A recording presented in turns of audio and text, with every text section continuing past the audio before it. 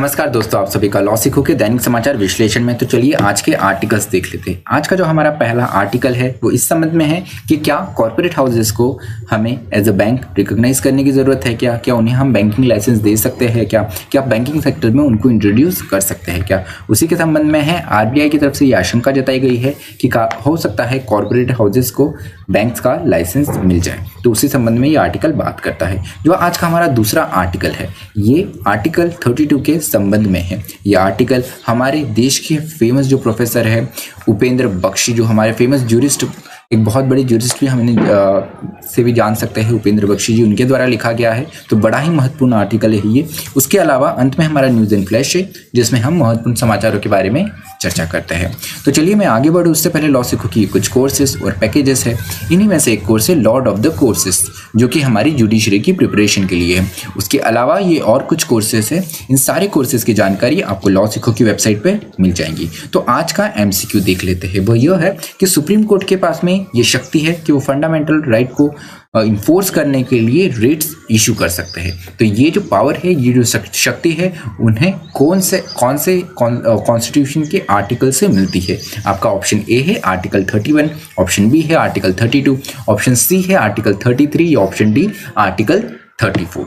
जो भी आपका उत्तर हो कमेंट बॉक्स में जरूर लिखिए। तो आज का वर्णनात्मक प्रश्न देख लेते हैं। वह यह है कि आरबीआई की तरफ से ये अंदेशा लगाया गया है कि बैंकिंग सेक्टर, जो कि हमारा बैंकिंग क्षेत्र में कॉर्पोरेट हाउसेस को प्रवेश की अनुमति दी जा सकती है।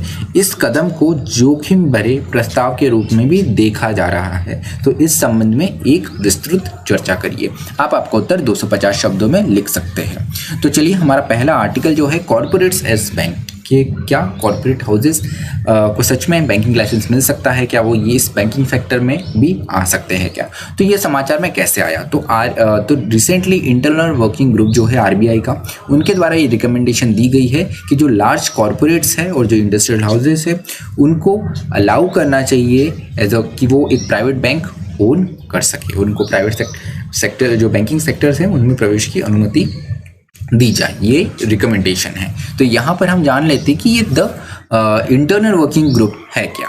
तो ये क्यों गठित किया है, क्यों कॉन्स्टिट्यूट किया गया है, वो जान लेते हैं। तो इसका उद्देश्य यह है कि to review extend ownership guidelines and corporate structure for Indian private banks. जो हमारे इंडियन प्राइवेट बैंक्स है उनकी ओनरशिप की क्या गाइडलाइन रहेंगी, उनका क्या कॉर्पोरेट स्ट्रक्चर रहेगा, उसको रिव्यू करने के लिए।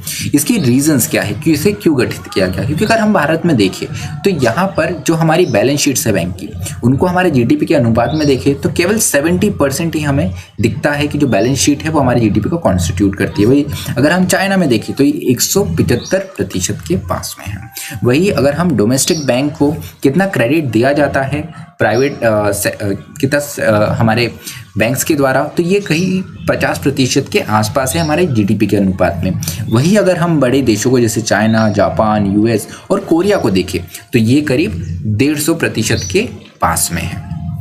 तो यहाँ पर कुछ कंसर्न्स है जो राइटर के द्वारा उठाए गए हैं। तो ये कंसर्न्स क्या है वो हम देख लेते हैं। तो सबसे पहले तो ये ही कि जो कॉर्पोरेट हाउसेस है ये इसको मिसयूज़ कर सकते हैं। कैसे मिसयूज़ कर सकते हैं, जो उनके पास जो फंड्स आएंगे उन्हें ये मिसयूज़ कर सकते हैं। ये अपने बिजनेस जो है अपने बिजनेस में इनको लगा सकते हैं। उसके अलावा ये जो क्रोनीज हैं उन्हें दे सकते हैं, सप्लायर्स को दे सकते हैं, कस्टमर्स को दे सकते हैं। तो ये कुछ अंदाजा है कि यहाँ पर फंड्स का मिसयूज हो सकता है। उसके अलावा इंटरकनेक्टेड लेंडिंग की भी संभावना बढ़ जाती है। अब ये इंटरकनेक्टेड लेंडिंग क्या होता है वो हम समझ लेते हैं। तो इंटरकनेक्टेड लेंडिंग से यहाँ पर मतलब है कि एक ऐसा सिचुएशन जिसमें जो बैंक का प्रमोटर है वो खुद ही एक बोरोवर है। तो यहाँ पर ऐसे केस में आरबीआई तब तक कोई कदम नहीं उठा सकती तब तक ये पूरा ट्रांजेक्शन खत्म नहीं हो जाता है। तो यहाँ पर जो कदम होगा वो आरबीआई का वो हमारा एक्स फैक्टो ही कदम होगा। ये सारी चीज़ें हो जाने के बाद में ही कदम उठाया जाएगा। तो ये बहुत हानिकारक हो सकता है उन डिपॉजिटर्स के लिए जिन्होंने इन बैंक्स में पैसा जमा करा है। उसके अलावा कंसंट्रेशन ऑफ इकोनॉमिक पावर बढ़ सकती है। जो आर्थिक शक्ति है वो हो सकता है, जो कैपिटल है, जो वेल्थ है, वो एक ही जगह इकट्ठा हो जाए।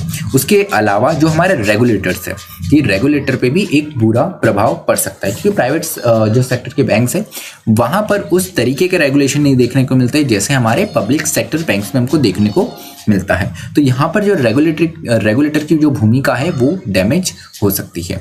उसके अलावा exposure of safety net provided to banks, तो जो सेफ्टी नेट प्रोवाइड किया गया है बैंक्स को उसका भी एक्सपोजर हो सकता है, उसके साथ में भी हानि या कुछ ऐसी विपरीत गतिविधि हो सकती है। ये एक अंदेशा लगाया गया है हमारे राइटर्स के द्वारा।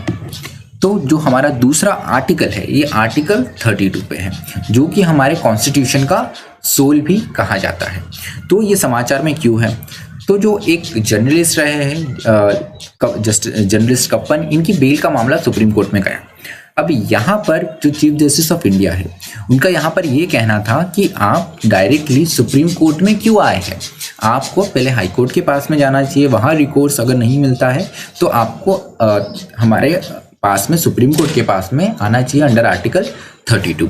तो यहाँ पर डायरेक्टली आर्टिकल 32 के अंदर जो कोर्ट में अगर आप आ जाते हैं, इस जो आपकी गतिविधियां इनको डिस्करेज करने का एक निर्णय सुनाया गया है, राइटर ऐसे बताते हैं। तो सुप्रीम कोर्ट का प्रीवियस केसेस में क्या एक पूरा नजरिया रहा है, एक स्टैंस क्या रहा है आर्टिकल 32 के संबंध में, तो वो समझ लेते हैं। So the court regards article 32 as a judicial power and subject to fundamental principle of administration of justice. तो ये एक ऐसी जुडिशियल पावर है जो कि एडमिनिस्ट्रेशन ऑफ जस्टिस के लिए मदद करती है, एक फंडामेंटल प्रिंसिपल है ऐसा। उसके अलावा जो हमारे देश के former chief justice of India M Hidayatullah रहे हैं, उन्होंने भी एक फेमस केस जो कि तिलोकचंद केस के नाम से जाना जाता है, 1970 में ये हुआ था। उस केस में इन्होंने कहा था कि कोर्ट के द्वार जो है वो लोगों के लिए, भारत के सिटीजन्स के लिए हमेशा खुले होने चाहिए और स्टेट को इस चीज़ का ध्यान रखना चाहिए कि आप कोई भी हिंड्रेंस इनको हमारे द्वार तक पहुंचने में ना रखे, सुप्रीम कोर्ट तक पहुंचने में ना रखे। तो इस गतिविधि को डिस्करेज करने के लिए कि कोई स्टेट अगर इंटरफेयर करता है उनको डिस्करेज करने के लिए ये निर्णय बहुत महत्वपूर्ण हो जाता है। उसके अलावा कन्हूभाई ब्रह्मभट्ट केस जो 1987 में हुआ था, इसमें जस्टिस MP ठक्कर और उसके अलावा जस्टिस BC रे थे।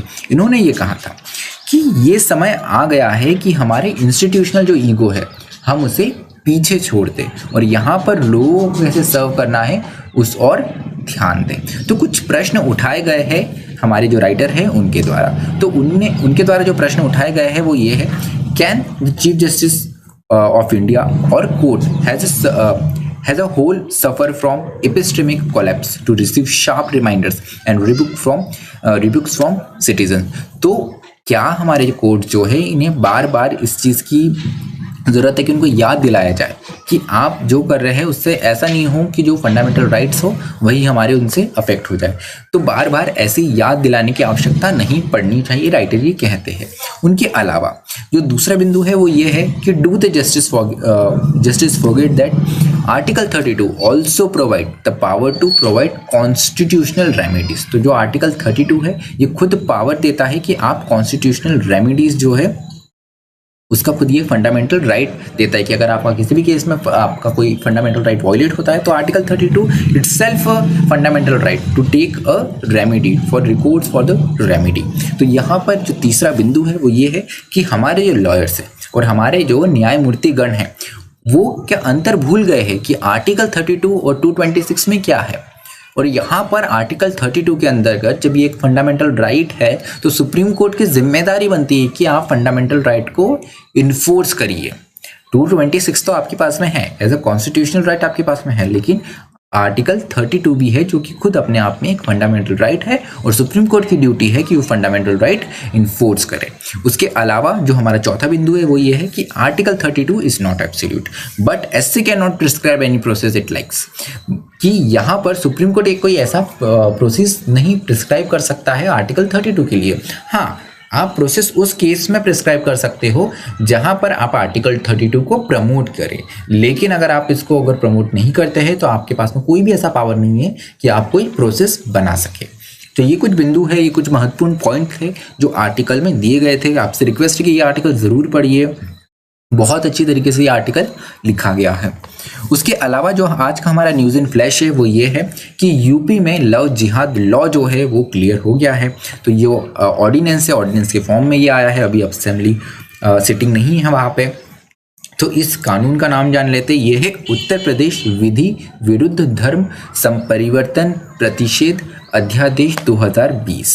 तो ये क्लियर कर दिया गया है और इसका ये इसलिए लाया गया है, अगर हम गवर्नमेंट की जाने तो ये गवर्नमेंट का ये कहना है कि अनलॉफुल और रिलीजियस कन्वर्जन जो है उन पे चेक रखने के लिए, उन पे निगरानी रखने के लिए, साथ ही साथ इंटरफेथ मैरिज जो होती है जो कि सिर्फ लड़की की रिलीजन चेंज करने के लिए की जाती है, उन पर भी ध्यान रखने के लिए। So the provision of jail term of up to 10 years and marriage will be declared शून्य। तो यहाँ पर 10 साल तक की जेल हो सकती है और मैरिज जो है वो नल एंड वॉइड मानी जाएंगी अगर सोल इंटेंशन जो है शादी का वो लड़की का रिलीजन चेंज करना हो तो चलिए, मेरा जो आज का विश्लेषण है वो यही समाप्त होता है। मुझे सुनने के लिए आप सभी का धन्यवाद। इसी तरह पढ़ते रहिए, मेहनत करते रहिए। Thank you.